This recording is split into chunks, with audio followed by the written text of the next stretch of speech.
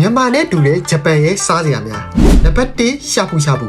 ဒီလိုဂျပန်ဆောင်းတွင်းအေးလေးမှာချစ်သူလေးနဲ့တူတူသွားစားဖို့အလိုက်ဖက်ဆုံးဖြစ်တဲ့ရှာဖူရှာဖူဟာဆိုလို့ရှိရင်ဟော့ပေါ့နဲ့တော်တော်လေးကိုစင်တူပါတယ်စင်တူတယ်ဆိုတာထက်ဟော့ပေါ့ဆိုလို့ရှိရင်ပိုပြီးတော့မှန်ပါတယ်ကျွန်တော်ကိုယ်တိုင်လည်းမြန်မာမှာရှိတော့ကဂျူဂျူဟော့ပေါ့ကိုချောင်းပေါက်မတက်သွားခဲ့တာကြောင့်ဒီလိုဂျပန်မှာဟော့ပေါ့ဆိုင်လေးရှိနေခြင်းဟာလည်းတကယ်ကိုအဆင်ပြေပါတယ်အဆင်မပြေတာလေးကတော့စားဖို့ပတ်စံမရှိတာပဲဖြစ်ပါလေခင်ဗျာ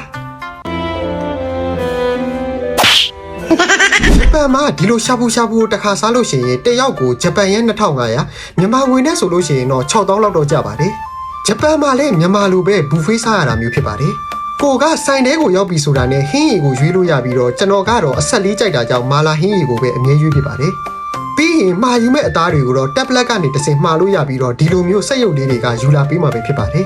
ဟင်းရည်တွေကိုထည့်ဖို့အတွက်အရွက်တွေကိုလည်းကိုယ်စိတ်တိုင်းကြယူလို့ရပြီးတော့ကစိုးရမပါတာကလွင်တခြားအရွက်တွေအကုန်ရပါတယ်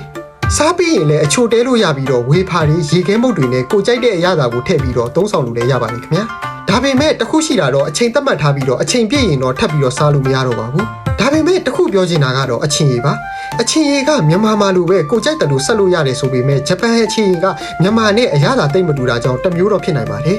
ကဲအဲ့ဒါကြောင့်ဂျပန်ကိုလာမဲ့မြန်မာက hot pot crazy တွေအတွက်ဂျပန်မှာလည်းဒီလိုရှာဖူဆိုင်လေးတွေကနေရာတိုင်းမှာရှိနေရကြောင်းစိတ်မပူကြဖို့တော့အကြံပေးချင်ပါတယ်ခင်ဗျာနံပါတ်2ယာကိဆိုဘာဒီယာကိဆိုဘာဆိုတာလေးကလည်းမြန်မာကခောက်ဆွဲကြော်ကြိုက်တဲ့သူတွေအတွက်အဆင်ပြေမယ်လို့တော့ထင်ပါတယ်မြန်မာကခောက်ဆွဲကြော်လောက်တော့အရန်ကြီးမထိမိပေမဲ့နီးစပ်တဲ့ခန်းစားမှုလေးကိုတော့ပေးစီမှာပါ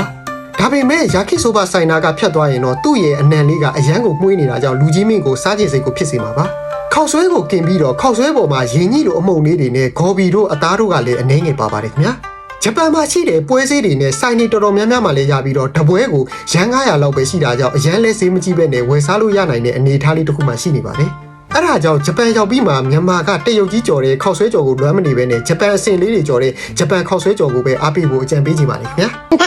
နံပါတ်3ခါရာဂေမြန်မာကကြက်ကြော်ကြိုက်တဲ့သူတွေရှိရင်တော့ဂျပန်မှာဒီခါရာဂဲလို့ခေါ်တဲ့ကြက်ကြော်လေးကိုလည်းစားကြည့်သင့်ပါတယ်ဒီခါရာဂဲကိုလုပ်ဖို့နီလန်လေးကတော့ကြက်သားကိုရှော်ယူလို့ခေါ်တဲ့ပဲငယ်ပြားကြီးနဲ့နေပြီးတော့မုံနစ်နဲ့နေပြီးတော့ကြော်တာပဲဖြစ်ပါတယ်ဒီမှာဘာလို့ကြက်ကြော်ကြီးကိုအထူးဆန်းလုပ်ပြီးတော့ပြောနေတာလဲဆိုပြီးတော့မေးစရာရှိလာနိုင်ပါတယ်ဟုတ်ပါတယ်ဂျပန်ကဟင်းတွေတော်တော်များများကကျွန်တော်တို့စီမှာလို့စီတက်ပြီးတော့ချက်တာမျိုးမဟုတ်ဘဲနဲ့ပဲငယ်ပြားကြီးတို့တကြားတို့နဲ့ချက်တာကြောင့်ချိုရဲရဲနဲ့အရသာရှိပါတယ်